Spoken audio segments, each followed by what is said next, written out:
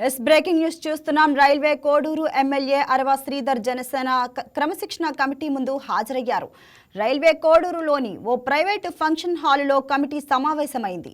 శ్రీధర్ ఎదుర్కొంటున్న లైంగిక వేధింపుల ఆరోపణలపై త్రిసభ్య కమిటీ ఆయన విచారించనుంది.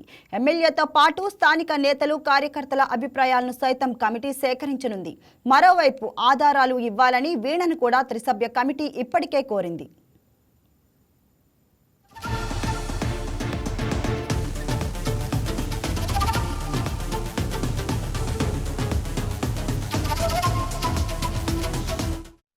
నిజానికి శ్రీధర్కు క్రమశిక్షణ కమిటీ నోటీసులు ఇచ్చి చాలా రోజులైంది.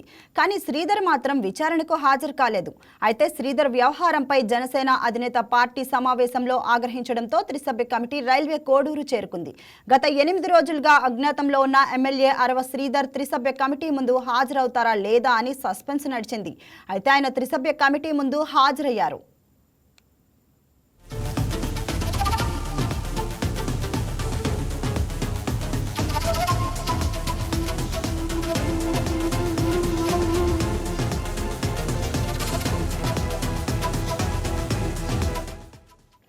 అరవ శ్రీధర్ తనను ప్రేమించి మోసం చేశాడని, తన భర్తకు విడాకులు ఇవ్వాలని శ్రీధర్ ఒత్తిడి చేశారని వీణ ఆరోపించిన విషయం తెలిసిందే. శ్రీధర్ వీడియో కాల్స్, చాటింగ్ రాష్ట్ర వ్యాప్తంగా దుమారం రేపాయి.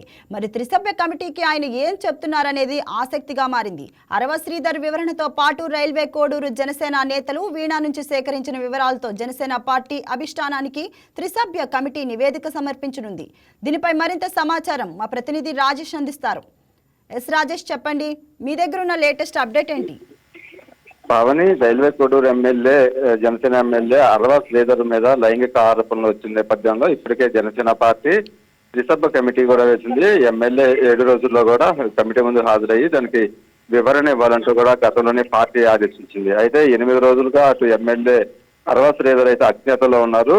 దానికి సంబంధించి నిన్న జరిగిన జనసేన పార్టీకి సంబంధించి జనరల్ బాడీ మీటింగ్ లో కూడా పవన్ కళ్యాణ్ దీని మీద సీరియస్ అయినట్టుగా తెలుస్తుంది. వెంటనే ఈ అరవ శ్రీధర్కి సంబంధించిన వ్యవహారం మీద అటు త్రిసభ్య కమిటీ కూడా వెంటనే రిపోర్ట్ తీసుకోవాలంటూ కూడా ఆదేశించిన నేపథ్యంలో ఇవాళ రైల్వే కోడూరులో జనసేన త్రిసభ్య కమిటీ అయితే వెళ్ళింది. ఒక ప్రైవేట్ హోటల్లో కమిటీ అయితే వెళ్ళింది. కమిటీ ముందు అటు ఎమ్మెల్యే అరవ శ్రీధర్ కూడా హాజరైనట్టుగా తెలుస్తుంది. అయితే పూర్తిగా ఎమ్మెల్యే రావడానికి ముందే రైల్వే కోడూరుకు సంబంధించిన జనసేన ముఖ్య నాయకులతో కమిటీ కూడా భేటీ అయింది. ప్రస్తుతం రైల్వే కోడూరులో ఉన్న పరిస్థితులు కావచ్చు, వీటన్నిటి మీద కూడా ఒక రిపోర్టుగా అయితే వాళ్ళ అభిప్రాయాలను అడిగి తెలుసుకున్నట్టుగా తెలుస్తుంది. అయితే 7 రోజుల పాటు అజ్ఞాతంలో ఉన్న ఎమ్మెల్యే కూడా కొద్దిసేపటి క్రితం త్రిసభ్య కమిటీ ముందు హాజరయ్యారు. ఆయన హాజరవుతా కూడా ఒక బుక్ ను కూడా పట్టుకుని వెళ్ళారు. అంటే తనకు సంబంధించిన లైంగిక ఆరోపణ వస్తున్న నేపథ్యంలో ఇప్పటికే ఆయన కావచ్చు, జనసేన నేతలు అరవ శ్రీధర్ వాళ్ళ తల్లి కూడా ఖండించారు. మొత్తం కూడా డీప్ ఫేక్ అంటూ కూడా చెప్పిన నేపథ్యంలో 7 రోజుల నుంచి అజ్ఞాతంలో ఉన్నారు. అయితే ఇవాళ త్రిసభ్య కమిటీ ముందు ఎలాంటి వివరణ ఇస్తారనేది కూడా కొంత ఆసక్తిగా మారింది. ఎందుకంటే ఇప్పటికే ఆ బాధితురాలు ఎవరైతే ఉన్నారో ఆ బాధితురాలు సోషల్ మీడియా వేదికగా కూడా తనకు సంబంధించిన చాట్ కావచ్చు, అలాగే కొన్ని వీడియో రికార్డ్స్, అలాగే కారులో తనను బలవంతంగా తీసుకెళ్లారంటూ కూడా ఆరోపణలు చేయడం, పూర్తిగా 7.5 పాటు తనను మానసికంగా, లైంగికంగా హింసించాడు, తనను పెళ్లి చేసుకుంటానంటూ కూడా మోసం చేశాడంటూ కూడా అటు సోషల్ మీడియా వేదికగా కూడా బాధితురాలు ఆరోపిస్తున్న నేపథ్యంలో ఇవాళ ఎమ్మెల్యే అరవ శ్రీధర్ ఎలాంటి వివరిస్తారని కూడా కొంత ఆసక్తిగా ఉంది. అయితే ఇది మొత్తం కూడా ఇప్పటికే పార్టీకి సంబంధించిన త్రిసభ్య కమిటీ కూడా అరవ శ్రీధర్ సంబంధించిన కాల్ డేటాను కూడా పరిశీలించినట్టుగా వస్తుంది. కొంత ఇన్ఫర్మేషన్ కూడా ఈ కమిటీ ఇప్పటికే లోకల్ గా ఉండే నాయకుల దగ్గర నుంచి కూడా తీసుకున్నట్టుగా తెలుస్తుంది. అయితే ఇది పూర్తిగా హనీ ట్రాప్ అంటూ కూడా అటు ఎమ్మెల్యే తరఫున నాయకులు కావచ్చు, అటు ఎమ్మెల్యే కూడా చెప్తున్న నేపథ్యంలో త్రిసభ్య కమిటీ ఎలాంటి క్వశ్చన్స్ చేస్తారు, అటు ఎమ్మెల్యే ఎలాంటి సమాధానాలు చెప్తారు అనేది కూడా కొంత ఆసక్తిగా మారింది. అయితే అటు త్రిసభ్య కమిటీకి సంబంధించి బాధితురాలు ఎవరైతే ఉన్నారో ఆమెను కూడా ఈ కమిటీ ముందు హాజరయ్యి తన దగ్గర అసలు వీణ ఏమంటున్నారు, ఆమెను కూడా విచారించారా? ఖచ్చితంగా అయితే సోషల్ మీడియా వేదికగా కూడా అటు వీణ ఇప్పటికే అనేక ఆరోపణలు చేసింది. అలాగే తన దగ్గర ఉన్న ఎవిడెన్స్ మొత్తం కూడా సోషల్ మీడియాలో పెట్టిన పరిస్థితి అయితే ఉంది. అయితే జనసేన పార్టీకి సంబంధించి పవన్ కళ్యాణ్ దీని మీద చాలా సీరియస్ గా తీసుకున్నారు. వీటికి సంబంధించిన రిపోర్ట్ వెంటనే ఇవ్వాలంటూ కూడా కమిటీ వేసిన నేపథ్యంలో ఆ కమిటీ కూడా ఎవరైతే బాధితురాలు ఉన్నారో ఆ బాధితురాలకు సంబంధించి కూడా కొంత ఇన్ఫర్మేషన్ అయితే పంపించినట్టు తెలుస్తుంది.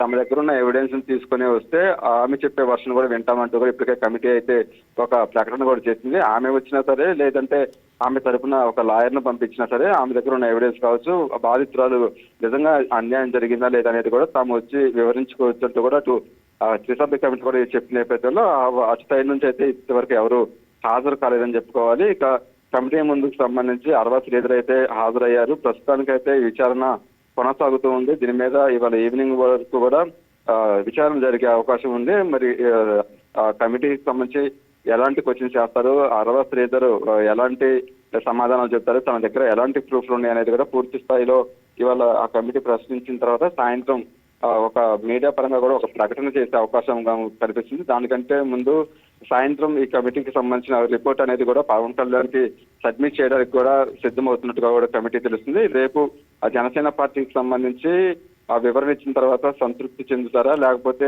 చర్యలు తీసుకుంటారా అనేది కూడా కొంత ఆసక్తిగా మారింది. సో ఈ ప్రస్తుతానికైతే అరవా శ్రీధర్కు సంబంధించిన విచారణ అయితే త్రిసభ్య కమిటీ ముందు అయితే కొనసాగుతూనే ఉంది. Pavani, thank you Rajesh. Please subscribe to YK TV Network. Please subscribe to YK TV. Please watch YK News. Don't forget to subscribe YK News channel